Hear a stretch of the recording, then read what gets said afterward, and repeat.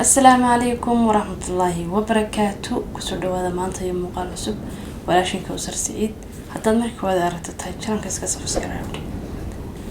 باهيها بلا آذن كأيليهين وين أجن هاي آذية يفرق بديه قار شريط قار نفسي قار عاطفة وحين أجن هاي أنا مرتي باهيذ والمه ليه هاي أنا هاي مرتي هوي يهونجوري يهو ويتوه كلا سمي هاي نولها كلا دونك مرتي دلتك باي waxa jira baahiyad oo u gaar qofka maaragtay ama ruuxa bini'aadanka oo Ilaahay ku abuuray baahiyahaas oo maaragtay markasta oo laga shaqeeyo qofku maaragtay uu dhameystirnaantiisu ay badato markasta oo baahiyaha maaragtay qaar la dhimo qofku ciladihiisa markuu weynaado ku soo baxay iska bataan baahiyaha waxa kamid ah qofka bini'aadanka ama ilmaha yari baahiyaha uu leeyahay waxa kamid ah in maaragtay qofka yar hab la siiyo oo maaragtay si joogto ah hab loo siiyo هذا الفيديو waxaan ku baran doonaa dhowr faa'iido ay leedahay in ilmahaaga yar maartay habsiiso maalin kasta iyo inta jeer ee maartay uu ilmuhu u baahan yahay in hab la siiyo marka ku soo dhawaad habtu waxay leedahay faa'iidooyin fara badan oo ah qaar jireed iyo qaar nafsi iyo qaar maartay ruuxi iyo qaar hatta difaaca jirka ah marka taas waxay nagu keenaysaa in hadeen waalidnahay in ilmaha maartay in hab siino in aad iyo aad ugu dadaan فإذا كواد المها إن هبلس يلقى فائدة وحويا إنه المها يردريمو إن لا أقبل سيهاي إن إساق سيدس اللي قلتش عليها أو لقو أقبل سيهاي تاسينا وحاين بدن يريسا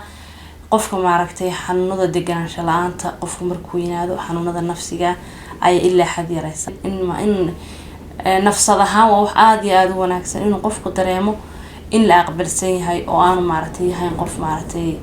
إن آنو فرح سنة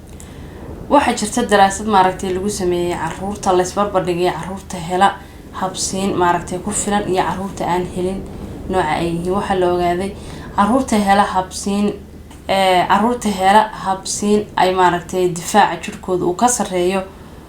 caruurta kale aan hab helin sidoo kale cudurrada ay u xanuunsan sidoo kale cudurrada ay qaadaan ay ka yar yihiin caruurta aan habteen marka halkan waxaan ka arkaynaa inay habtu kor u qaado difaaca jirka ee ilmaha habsiintu waxay talabaad habsiintu waxay maartay kor u qaadaa oxygen-ta maartay qofka oxygen-tiisa uu qaadanaya ay badato taasina waxay aad iyo aad hoos u dhigtaa in ilmaha yar caadadiisu fara badato mararka qaarna waalidiinta qaar waxa jira ilmuhu markuu cadhoodo habsiya second xoogaa daqiiqado maartay ilmuhu halkiisii ku soo noqdo ilmuhu waxa uu bartaa habtu waxa ilmaha bartaa inuu noqdo qof yar oo ku deeqsiya dareemada oo aan maartay dadka ku hareeraysan kala bakhaylin inuu siiyo jacayl iyo maaragtay inuu u muujiyo dareenkiisa dhabta taasina waxa hadhow talo qofku markuu weynaado ka dhigaysa qof maaragtay dadka ku hareeraysan siin kara jacaylka ay leeyihiin xataa hadduu ilmihii waalid noqdo ama hooyo noqdo ama aaba noqdo wuxuu noqonayaa qof bixin kara jacaylka dadka ku hareeraysan ay ka mudan yihiin sidoo kale hab ilmaha in la siiyo fariin bay usoo dirtaa fariintaas oo ah waan ku jecelahay ilmuhu fariinta uu qaato marka hab la siiyo waxa waan ku jecelahay waan ku joogaa taasina waa marka caalamka caruurta aad iyo aad ay muhiim u tahay in la jeclaado waana aragtay ilmaha yar wax ku soo celceliya may jeceshahay isagoo marba hubsanaya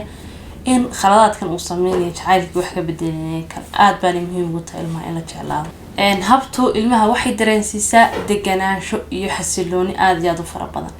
caalamka caruurtana xasiloonidu aad iyo aad ay muhiim ugu tahay waana ogtihiin caruurta inay cabsida gudahooda ku jirta ay iska badan tahay maadaama ay adduunkan wax khibrad u lahayn intaas hadaynu ku soo baranay habtu muhiimadda ay leedahay maxay intee leeg bay kula tahay ilmuhu inuu maaragtay maalintii hab u baahan waxay sheegaan culimada tarbiya ilmaha yar ugu yaraan maalintii inuu u baahan yahay 8 jeer in maaragtay hab la siiyo 8 jeer ugu yaraan maaha halka ugu sareysa waa ugu yaraan 8 jeer waad kala sii badin kartaa habtu ilmaha yar maaragtay waxay bartaa inuu xiriirka waalidka iyo ilmuhu uu wanaagsanaado hatta hadhow tolo marka la weynaado ay noqdaan dad si fudud isu fahmi kara waalidka iyo ilmuhu sababtoo ah jir ahaan ay waqti dheer maaragtay isla soo koreen ilmahaaga inaad waqti dheer habsiiso yani dhowr ilbiraqsi ama daqiiqad gaadhaysaba ama dhowr daqiiqadood ilmaha waxay kor u qaadaa in ilmaha yar maaragtay farxad aad iyo aad u badan uu dareemo taasina maaragtay ilmaha cudurrada nafsiyanta ah ay ka ilaaliyo sidoo kale maaragtay habtu moodka qofka ay wanaajisaa wuxuu raahdaa murabbiga weyn ee maaragtay Dr. Jasim Al-Mudawac ama Jaasim al-Mudawac wuxuu dhahdaa maalinta aanad ilmahaaga yar habsiinin ha ku darsanin maalinta taariikhda nololeedkaaga kaana inaanay jirin oo kale ka soo qaad marka qodobadaas waxayna barayaan ilmihii caruurteena yar inaynaan kala bakhaylin wax iyagana faa'iido waa inagana faa'iideyno ah oo maaragtay aan lacagna inagu qorin oo iska bilaasho oo ah jacaylkeena aan maaragtay xuduud lahayn inagoo dhab ahaan waalid oo dhan oo ilmihiisa jecel yahay haddana